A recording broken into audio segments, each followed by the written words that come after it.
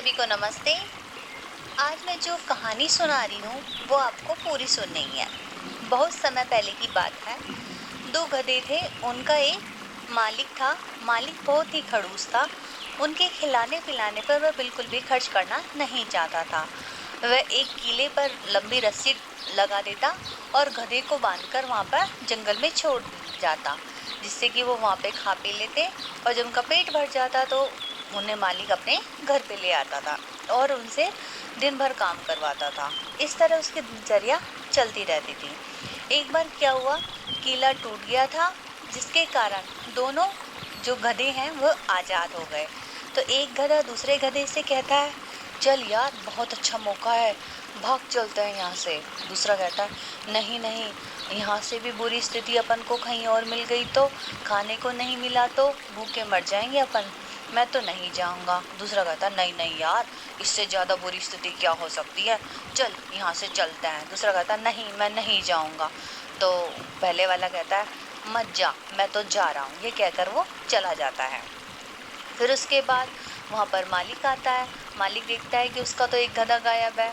तो वो सोचता है, कोई बात नहीं, अब मैं उसे कहाँ ढूंढूं, अब इसी से उसका काम करवाऊंगा। अब मालिक पहले से भी ज़्यादा खड़ूस स्टिक हो गया। वो इसी गधे से दूसरे गधे का काम करवाता, दिन भर काम करवाता और खाने को कुछ भी एक्स्ट्रा नहीं देता। पहले की तरह वो जंगल में बांध के आ जाता, जब उसका पेट भर जाता तो वापस ले आता। फिर ऐसे ही उसकी दिनचर्या चलती रही। ऐसे चलते चलते समय बीतता गया और 2 साल के करीब जब जंगल में वह बंधा हुआ था गधा, तभी दूसरा गधा वहाँ पर आ जाता है और वो दोनों एक दूसरे को पहचान लेते हैं।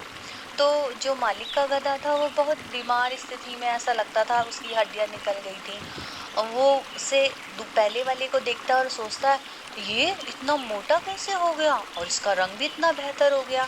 तो दोनों आपस में बात करने लगते हैं कि तू इतना मोटा कैसे हो गया। तो कहता है, जब मैं यहाँ से भाग गया था तो नदी पार करके मैं दूसरी तरफ गया तो वहाँ पे हरियाली हरियाली थी। बस वहाँ पूरे टाइम खाता हूँ और सोता हूँ, मज़े में अपनी ज़िंदगी कट रही है।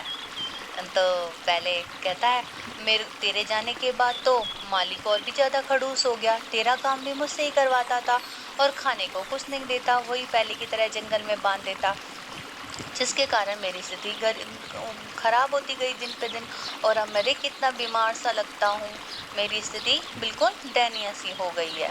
तो उसने कहा, तुझे कहा तो था मेरे साथ चल, पर तू तो भागा ही नहीं, तुझे तेरा यहाँ रुकने का कोई कारण तो होगा। तो वो जो बेकार स्थिति में था वो कहता है, यार मैं तुझे एक राज की बात बताऊं, मेरा एक राज है जिसके कारण मैं नहीं भागा। तो वो कहता है, क्या राज है बता। कि यार, जब है ना, मालिक की जो बेटी है वो है ना कमज़ोर है पढ़ाई में, जब उसके अंक कम आते हैं तो मालिक उससे कहता है, पढ़ाई कर ले, नहीं तो तेरा विवाह इस गधे से करवा दूंगा। बस तभी से मैं सोचता था, मेरे एक दिन तो ऐसा आएगा कि मालिक की जो बेटी है उसका विवाह मुझसे होगा, इसी इंतज़ार में मैं मेरी ज़िंदगी जी रहा हूँ। तो फिर इसके बाद वो कहता है, बेवकूफ़, ऐसा कुछ नहीं होगा, ये तो सिर्फ कहने की बातें हैं।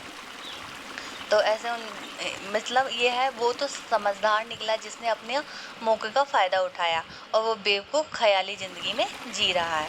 ये कहानी यहीं समाप्त होती है। इससे हमको ये शिक्षा मिलती है कि हम क्या करते हैं, अपनी ख़याली दुनिया में जीते रहते हैं, हमें मौके भी मिलते हैं लेकिन हम उनका फ़ायदा नहीं उठाते हैं, जिसके कारण मौके अवसर हमारे हाथ से निकल जाते हैं। यदि हम अपने मौक़ों का सही तरह से इस्तेमाल करें और उसके संघर्ष के साथ अपनी ज़िंदगी को आगे बढ़ा सकते हैं और कुछ करके बता सकते हैं। इसलिए हमें हमेशा अपनी वास्तविकता से भागना नहीं चाहिए और यदि ज़िंदगी हमें अवसर देती है उससे पूरा फ़ायदा उठाना चाहिए, क्योंकि ऐसा कभी भी नहीं होता कि किसी की भी ज़िंदगी में कोई भी मौका या अवसर नहीं हो। ईश्वर सभी को कोई ना कोई मौका या अवसर ज़रूर देता है। तो आपको ये कहानी अच्छी लगी होगी। धन्यवाद।